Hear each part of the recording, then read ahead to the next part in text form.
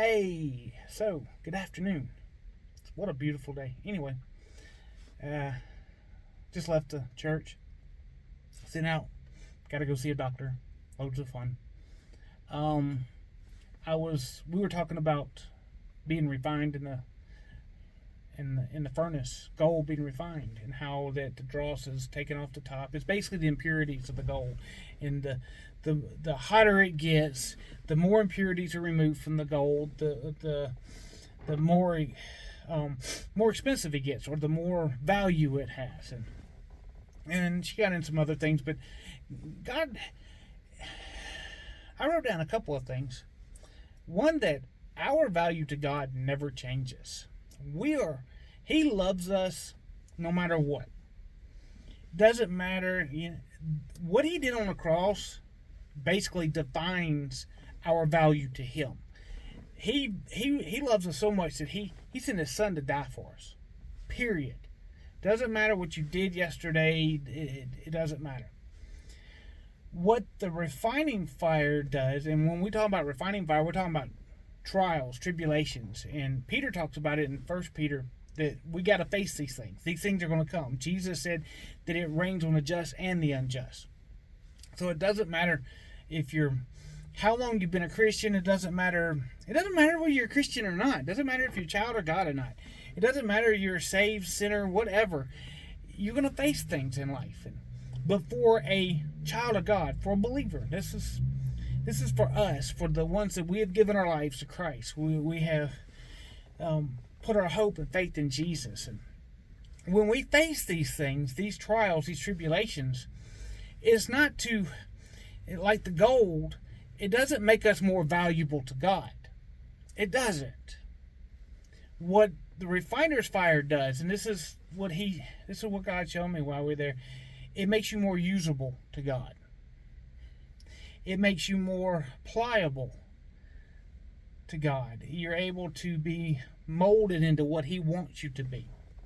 He wants you to, he has a plan for you. He wants to use you. So he'll allow you to go through things. He'll allow you to experience trials, tribulations, different sickness, disease. He'll let you go through these things to remove impurities in your life. Things that don't belong, attitudes. That's probably, because we think about the big stuff, getting rid of addictions and getting rid of the quote-unquote sins that we do. But a lot of times the refining fire has more to do with just getting rid of the attitudes that aren't Christ-like. Yeah, those are the fun ones. Those are the ones that he goes, ouch, that hurts. The ones that when you really want to, if you want to be used by God, you're going to go through the fire. He is going to refine you. And it's not that it makes you more valuable to God. It makes you more valuable to his kingdom. When you allow yourself, when you go through these things, you're in the middle of the fire, it's hot. You go, okay, Lord, what are you doing? What am I need to change in my life? How do I need to handle this situation in a better way? Or how do I... Because a lot of times if you go through the same thing more than once, more than likely there's something that didn't get hit the first time. He's trying to change on the second time around. He's trying to get you to go, you know what? I wanted to take care of this attitude the first time, but it didn't happen. So, unfortunately, I got to let you go through this again. Yeah, I got this knife. I like this knife. This is a very nice knife. See, this knife right here started off basically as a rock. It started off as a piece of steel. Maybe it was different types of steel. Maybe it was, but it was just a bar of steel. It really had no value to it. It had really nothing. In fact, it had its own impurities. It had its own things that need to be taken care of. Then what happened is the smith, he'll take it and he'll put it in the furnace and he'll beat on it for a while, stick it back in the furnace, beat on it a while, stick it back in the furnace, and every time he beats on it, it's removing impurities and things are coming out of it that don't belong. But sooner or later, not only that, he's also working it. He's working that thing out. The hotter it gets, the more he beats on it, the more it starts taking shape to this. Starts off as just, you can almost imagine this right here. And then he slowly, he forms out the actual blade itself and gets a nice thick, so it's usable. It's got a nice edge on it. See, this thing is pretty much worthless as a bar of steel. Worthless. It doesn't really have any kind of usable qualities to it until the master takes a hold of it and heats it up and starts beating it with a hammer and starts molding it into the tool you see before you. A very nice, very sharp knife that I can cut, and I can cut stuff. That's what it's for. So when it comes to our walk with Christ, that's what the trials are about. That's what the furnace is. That's when God wants to use you, and He wants to make you valuable to the kingdom. He's going to allow you to go through things. He's going to heat your life up. It's going to get hot. It's going to get real hot at times, and He's going to take you out, and He's going to beat on you for a while. That's that prayer. That's when you lay your life down. It's okay. What's going on? Why am I going through this? What do you want me to learn? That's when He starts beating on you and say, you know what? I need to get this attitude off of you. I need to get rid of this addiction. I need to get this thing. I need to make you more usable for the kingdom, more valuable for the kingdom. The hotter it gets, the more trials and tribulations and things you go through. It's not to make you valuable to God, because your value stays, like I said it before, stays consistent. It makes you more valuable for His kingdom, the work that He has for you. It makes you more usable.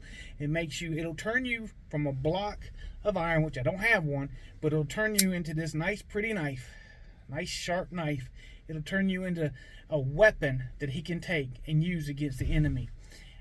And it just comes down, you got to lay your life down. You got to, okay, Lord, I'm in the trial. It's hot. What is it? What's going on? Teach me, show me. It's not going to be fun. It's going to be like Him taking a hammer to you and beating on you. It could take some nights of crying yourself to sleep and saying, God, change me. We talk about change, a little bit about change today. You can change, even without God. But there's a lot of things in our lives that it takes the power of God moving in you. And it starts with that trial to expose it, to expose the things that He needs to change, the things He wants. And He's not doing it because He hates you. He wants to turn you into a sword or a knife or some type of weapon He can take and use it against the enemy to defeat the enemy. That's what it is. He wants to use you. Don't think of a trial or tribulation or some kind of, even temptation can be turned around where He can use it for His glory. And that's what He wants to do with every situation you're going through. It's up to you, though, to say, what are you doing, Lord? What do I need to change? What needs to be changed in my life? What needs to be done for me to be more like You? To be more like You, Jesus. That should be your prayer when you hit a trial, tribulation, temptation, things, okay, there's something going on that needs to be corrected. Sometimes, a lot of times, yeah, things need to be maybe refined a little bit more. Attitudes, I think that can be one of the hardest, because of those attitudes in our, being able to bite your tongue. The tongue is the hardest thing to tame, and that's probably one thing that's the hardest thing to deal with. And I think a lot of times that's just being able to control your tongue in the middle of a trial.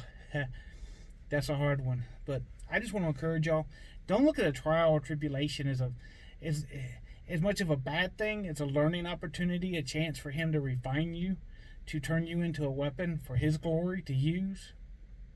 And that should be your prayer. Lord, use me. That should be our prayer every day. Lord, use me. So y'all be blessed.